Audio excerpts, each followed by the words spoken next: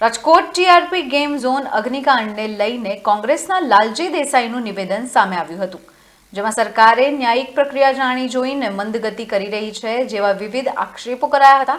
ત્યારે કોંગ્રેસ પક્ષની માંગ છે કે હરણીકાંડના પીડિતોને જે વળતર મળ્યું તેટલું જ વળતર ટીઆરપી કાંડના પીડિતોને મળે એવી માંગ ઉઠી છે। સાથે જેલમાં સાગઠિયાનું મોઢું બંધ કરવાનો પ્રયાસ કરાયો છે જેવા પણ આક્ષેપો કર્યા હતા। ત્યારે વધુમાં શું કહ્યું આવો જાણીએ। મિત્રો, સૌપ્રથમ તો જ્યારે પણ રાજકોટ આવવાનું થાય ત્યારે રાજકોટના મીડિયા જગતનું હંમેશા હું ઉદાહરણ આપતો હોઉં છું કે ક્યાંક કશેક અમે કાચા પડીએ તો તમે અમને એ બળ પૂરું પાડીને અમને પણ જગાડવાનું કામ કરો છો અને રાજકોટનું મીડિયા હંમેશા જનતાના મુદ્દાઓને ઉઠાવવા માટે મોખર રહ્યું છે। થોડા દિવસ પહેલાં ભાઈ જિગ્નેશભાઈને હું દિલ્હીમાં એક પ્રેસ કરી કે કઈ રીતે મીડિયાના અવાજને દબાવી દેવાનું સતત ગુજરાતમાં એક ષડયંત્ર ચાલી રહ્યું છે। એના ભાગરૂપે એક ચોક્કસ મીડિયા કે જે આઝાદીના જંગમાં પણ એણે પોતે પોતાની ભૂમિકા ભજવી હતી એવા ગુજરાત સમાચારના બાહુબલી શાહભાઈને 73 વર્ષની ઉંમરે ધરપકડ કરી અને એ પણ 25 વર્ષ જૂના કોઈ કેસમાં આ બતાવે છે કે મીડિયાનો અવાજ દબાવી દેવાનું ગુજરાતમાં બહુ જ મોટા પાયે ચાલી રહ્યું છે। એવી સ્થિતિમાં તમે લોકો તમારો જ્યારે અવાજ જનતા માટે ઉઠાવો છો એટલે સૌપ્રથમ તમારા માટે મને પોતાને અનહદ લાગણી પ્રેમ કે તમારા જેવા મીડિયાના મિત્રો જે છે એ દબાયેલો કચડાયેલો અવાજ જે છે એ તમે ઉઠાવશો એની મને ખાતરી છે। આવતીકાલે ટીઆરપી ગેમ્સ ઝોનમાં બનેલી ઘટનાને 1 વર્ષ પૂર્ણ થશે। આ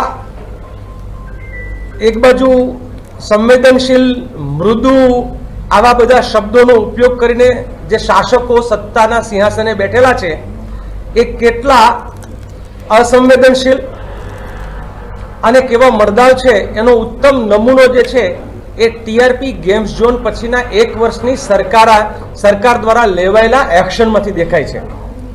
લડીએ છીએ તો ક્યાંક ન્યાય મળે પણ છે।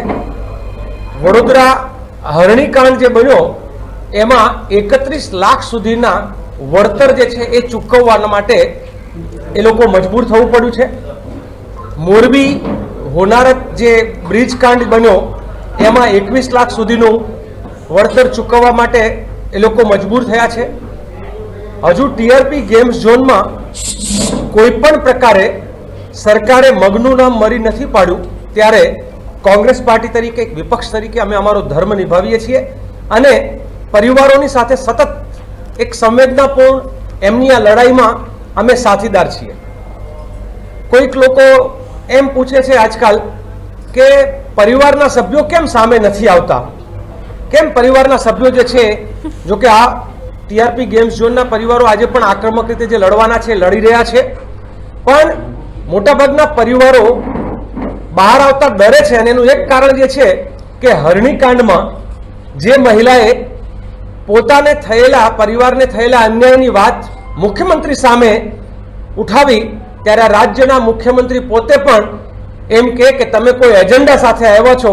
જેણે બાળકો ગુમાવ્યા હોય એના શું એજન્ડા હોય, જેણે પોતાના સ્વજનો ગુમાવ્યા હોય એના શું એજન્ડા હોય। તો આ પ્રકારની વાહિયાત દલીલ સ્ટેજ ઉપરથી ગુજરાત રાજ્યના મુખ્યમંત્રી કરે ત્યારે બહુ નવાઈ લાગે। એટલું જ નહીં પણ એ હરણીકાંડમાં અવાજ ઉઠાવનાર બેનના ઘરે બુલડોઝર જશે ને એનું મકાન પાડી દેવા માટેની નોટિસ મોકલવામાં આવે। મને ખબર નથી એનું મકાન પડ્યું કે શું થયું પણ એની નોટિસ મોકલે એટલે ભયભીત કરવાનું કામ સરકાર, વિક્ટીમ પરિવારોને દબાવવાનું, વિક્ટીમ પરિવારોને ભયમાં રાખવાનું એ જે કામ કરી રહ્યા છે એની સામે પણ અમે વિપક્ષના ધર્મ અમારો નિભાવીએ છીએ।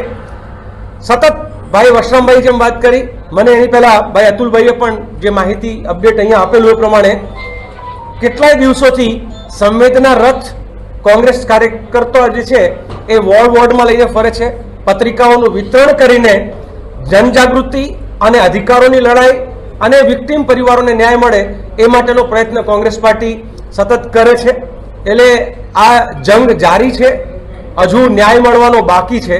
જ્યાં સુધી ન્યાય નહીં મળે ત્યાં સુધીની આ લડાઈ જે છે એ અમે લોકો જારી રાખવાનું નિર્ણય કર્યો છે આવતીકાલે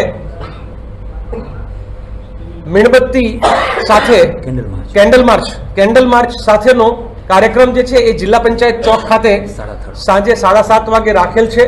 આપ સૌ પણ એમાં આવશો અને સંવેદનામાં આપ પણ આ શ્રદ્ધાંજલિ કાર્યક્રમમાં ભાગીદાર થશો એવી હું આશા અને અપેક્ષા રાખું છું. સાથે સાથે એક વાત તમને મારે એ પણ કહેવી છે કે ગુજરાત આખું જે છે, કારણ કે જ્યારે રાજકોટમાં મળ્યા હોય ત્યારે એક સ્વાભાવિક વાત થાય કે ગુજરાતમાં લોકતંત્ર ચાલે છે કે દંડા અને ગુંડાનું રાજ ચાલે છે, આ બે વચ્ચેનો ભેદભાવ કરવો બહુ મુશ્કેલ પડી રહ્યો છે. ગુજરાતના અનેક જગ્યાઓમાં વિધિવત રીતે ચૂંટાયેલા ધારાસભ્યો અથવા એમના દીકરા અથવા એમના સ્વજનો અત્યારે જનતાને દબાવી રહ્યા છે, ક્યાંક નગ્ન કરીને મારી રહ્યા છે, ક્યાંક મોટા પાયે ભ્રષ્ટાચાર કરીને મિનિસ્ટરનો પદ પણ ભોગવી રહ્યા છે, જેના બે દીકરાઓ કરોડોના હજારો કરોડોના ભ્રષ્ટાચાર પણ કરે. એટલે ગુજરાતનું આજનું શાસન એ ગુંડાઓ ભ્રષ્ટાચારીઓ દ્વારા ચાલતું એક શાસન બની ગયું છે અને ભય ભૂખ અને ભ્રષ્ટાચાર એ આજના શાસકોનો જાણે